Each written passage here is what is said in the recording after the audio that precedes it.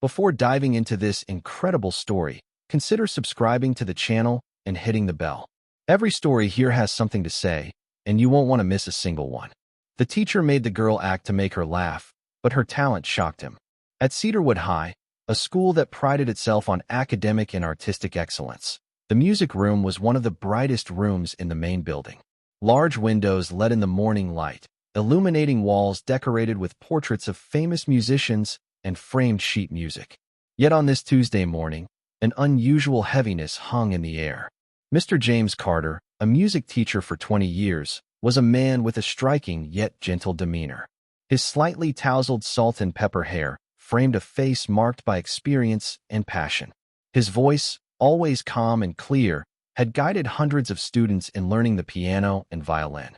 But despite all his dedication, he had never had the good fortune to cross paths with a true prodigy, someone capable of transcending music to touch the soul. That morning, Mr. Carter watched his students. They sat at their desks, their hands clenched on their instruments or notebooks, their gaze sometimes shifty. A palpable stress filled them, all aware that in a few days, they would be participating in the regional music competition, an event where only the best could shine. Among them, at the back of the room, a discreet figure caught his attention, Emily Harper. A newcomer to Cedarwood, she had joined the class a few weeks earlier. Unlike the others, she didn't talk much, either in class or in the hallways. Her posture was straight, almost rigid, but her eyes shone with a calm intensity. You could tell she was carrying an invisible weight, a story she wasn't sharing. Mr. Carter knew that Emily had recently lost her father, a professional pianist whose fame extended beyond their small town. Her mother, fragile but determined, had chosen to move to give her daughter a fresh start. Despite this sudden change, Emily had kept to herself, preferring to listen rather than speak out. On Tuesday, the tension seemed unbearable. The young musicians prepared in silence, some nervously biting their lips, others tapping their fingers against the table. Mr. Carter decided it was time to break the heavy atmosphere. He stood up slowly, took a few steps toward the upright piano in the corner of the room, and smiled. "Emily," he said, looking warmly at her, "why don't you come play something for us? Just to make us laugh a little, or maybe to surprise us." He tried to adopt a light, almost complicit tone, hoping to pierce the shell of shyness around her. Emily looked up, surprised by the invitation. Her heart beat faster. Usually reserved, she hesitated. Part of her wanted to refuse, for fear of being judged, but Mr. Carter's kind gaze reassured her. She took a deep breath, stood up slowly, and approached the piano, feeling each footstep echo in the silent room. Emily gently placed her hands on the keys of the old upright piano, the worn wood of which seemed to vibrate beneath her fingers even before she played a note. The morning light filtered through the large windows, drawing luminous patterns on the keyboard, like a silent invitation to music. From the very first notes, what escaped the keys was nothing like anything Mr. Carter had ever imagined. Emily's fingers glided with disconcerting fluidity and precision, stringing together complex chords, alternately soft and powerful, as if she were conversing with her soul through each sound.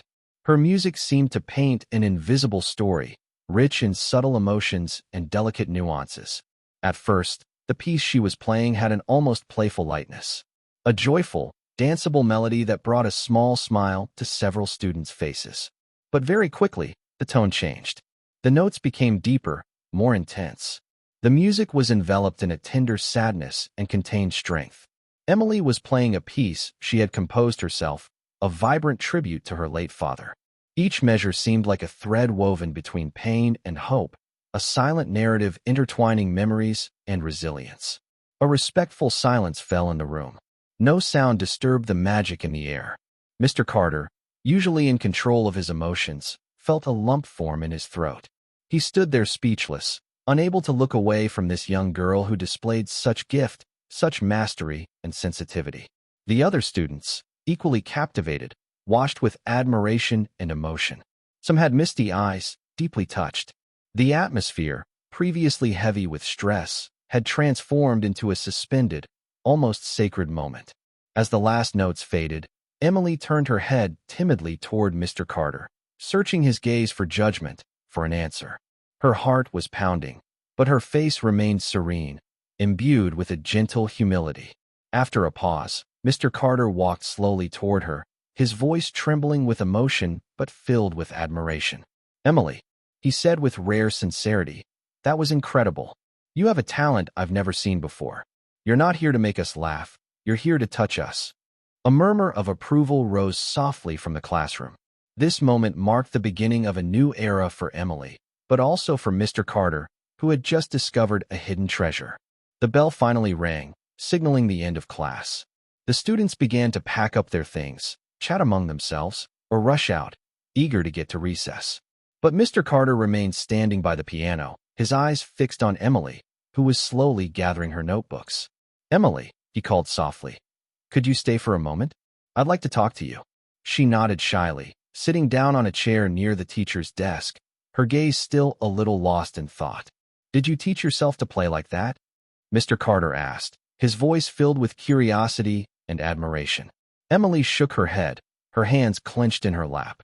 "No, my father was a professional pianist," she replied with a hint of nostalgia. "He taught me everything, every note, every nuance, until illness took him." Her voice trembled slightly, and her eyes lowered, avoiding Mr. Carter's gaze. "After he left, music became my refuge, the only way I could find to keep a little bit of him with me." Mr. Carter felt a lump form in his throat. He knew the strength it took to keep going despite such a loss. "Emily," he said gently, "if you'd like, I'd be honored to help you prepare for your regional competition audition. You deserve a chance, and I'll do everything I can to make sure you're ready." A faint smile crossed Emily's face, a mixture of gratitude and fear. But the road wouldn't be easy. As the days passed, Emily felt the weight of jealous stares from some students, unable to accept that a newcomer could shine so brightly. The whispers and nagging doubts began to invade her mind. One evening, while she was practicing late in her room, concentrating on a delicate musical phrase, her phone vibrated. An anonymous message appeared on her screen. "You don't deserve your place. You're just a lucky girl with a famous father." The message shook her deeply. A wave of anger and sadness washed over her, and she felt tempted to give up. But instead of withdrawing, she sent a message to Mr. Carter. The next morning, during their session, she confided in him what she had received. "Sometimes," he replied, placing a comforting hand on her shoulder, "music isn't enough to heal all wounds, but it can give us the strength to carry on, even in the darkest moments." With this sincere support, Emily gradually found confidence in herself. She understood that her talent depended not on her father's past, but on her own passion and courage. Together, they worked day after day, shaping the music, forging a deep bond between mentor and student, between two souls driven by the same flame. The big day of the competition had finally arrived. From the morning, an electric tension hung in the air. Emily, dressed simply in a white blouse and plain jeans, seemed calm on the outside, but inside, her hands were shaking slightly. She took a deep breath, clutching a small medallion her father had given her in her pocket, like a discreet talisman. As she took the stage, the spotlights illuminated her pale face, revealing intense concentration. The silence in the room became almost palpable. The judges, the competitors, and the audience held their breath. Then the first notes rose, clear and precise, like a crystal-clear river flowing gently but powerfully. Emily's music was no longer just a string of sounds. It was a story told from the heart, a confession of raw and subtle emotions. Each chord vibrated with contained power. Each melody expressed fragility and hope mingled. The audience was captivated. Their faces, initially attentive, softened. Some closed their eyes to better immerse themselves in the pure emotion emanating from the piano. Even the competitors, usually focused on their own performance, could not take their eyes or their thoughts off this young woman who seemed to play with wisdom far beyond her years. As the last notes faded into silence, a suspended moment fell. Then, without warning, a standing ovation erupted throughout the room. The applause resonated with such intensity that the walls seemed to vibrate. Emily stood slowly, moved, a shy smile lighting up her face, while tears of joy welled up in the corners of her eyes. After the ceremony, offers of scholarships and prestigious internships began pouring in. The best music schools in the country wanted to welcome this prodigy with rare talent. But for Emily, The most precious thing was something else. She had found a new family, a supportive community, with Mr. Carter at its helm, her mentor, and now a true friend. They shared a bond forged through hours of work, doubts, and hopes.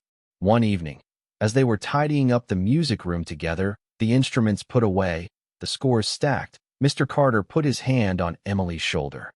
"You changed my life, Emily," he said, his voice deep with sincerity. "And I know you'll change the lives of many others." Emily smiled, her heart light. She knew that, despite the pain of the past, despite the obstacles, she had just turned a page. A new chapter was opening before her, filled with hope, music, and promise.